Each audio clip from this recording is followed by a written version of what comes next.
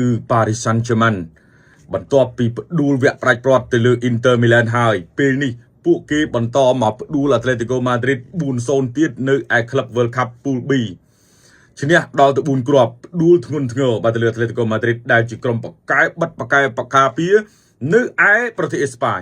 ជើងខ្លាំងប៉កែបិទនៅអ៊ីតាលីត្រូវបានប៉ារីសដាក់នៅវគ្គប្រាច់ព្រាត់ 5-0 ជើងខ្លាំងប៉កែទប់ប៉កែបិទនៅឯអេស្ប៉ាញ Atletico Madrid ត្រូវបាន Paris Saint-Germain ដាក់ 4-0 5ប្រកួតចុងក្រោយសុទ្ធចូលជិត20គ្រាប់បងប្អូនហើយបាទសម្រាប់ក្រុម Paris Saint-Germain មានន័យថាពួកគេខ្លាំងយល់តែមែនទែនបងប្អូនហើយពេលនេះពួកគេឡើងមកកាន់លេខរៀងទី1នៅឯ Club World Cup Pool B ជាបដាអាសន្នដោយប្រកួតបន្ទាប់ត្រូវប៉ះជាមួយ Botafogo របស់ប្រេស៊ីលហើយប្រកួតចុងក្រោយនៅក្នុងវគ្គចែកពលនឹងត្រូវប៉ះជាមួយ Seattle Sounders របស់អាមេរិកខ្ញុំថាប្រកួតក្រោយពីប្រកួតនោះមិនជាពិបាកទេសម្រាប់ក្រុម Paris Saint-Germain ក៏ព្រោះតែផ្ដួល Atletico ដែលជាក្រុមខ្លាំងបំផុតប្រចាំ Pool B នឹងហើយពេលនេះ Paris នៅសល់តែប៉ះជាមួយនឹង Botafogo និង Seattle Sounders តែប៉ុណ្ណោះបាទអញ្ចឹងមិនពិបាកទេសម្រាប់វគ្គចែកពូលនេះខ្ញុំជឿជាក់ថា Paris នឹងឆ្លងទៅកាន់វគ្គ16ក្រុមចុងក្រោយមិនពិបាកនោះទេបាទអ្វីដែលសំខាន់កាលពីយប់មិញបងប្អូនបាទ Paris Saint-Germain សុទ្ធទៅលើ Atletico Madrid ចំនួន16ជើង6ទៅ10ជើងនឹងចំគោលដៅដល់ទៅ11ឯណោះហើយចូលបានតែ4ណាបាទបើតាមចូលទាំងអស់ហ្នឹងគឺ11-0ណាមិនធម្មតាទេ Paris Saint-Germain នៅតែខ្លាំងឲ្យ Atletico សុទ្ធបានតែ5ជើងទេចំគោលដៅតែ1គត់អត់ចូលមានន័យថា Atletico Madrid នេះត្រូវបាន Paris ចាក់សោជាប់ដូចកាលពី Paris ចាក់សោទៅលើនៃ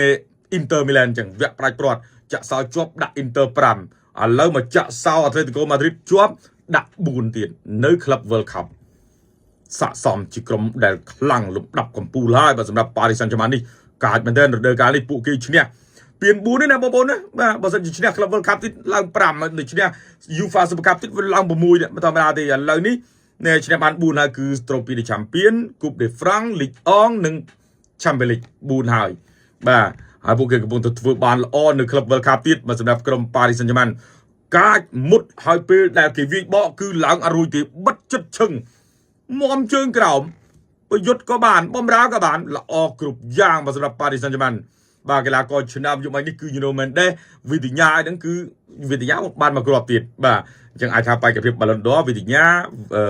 ហើយនឹង Nuno Mendes គឺភាគរយកាន់តែខ្ពស់ទៀតណាបងប្អូនណាបាទព្រោះថាយុគនេះល្អទាំងពីរអ្នកបាទអ្នកផ្សេងៗទៀតក៏ល្អដែរបាទមកធីមរបស់ Paris Saint-Germain ហ្នឹងគឺ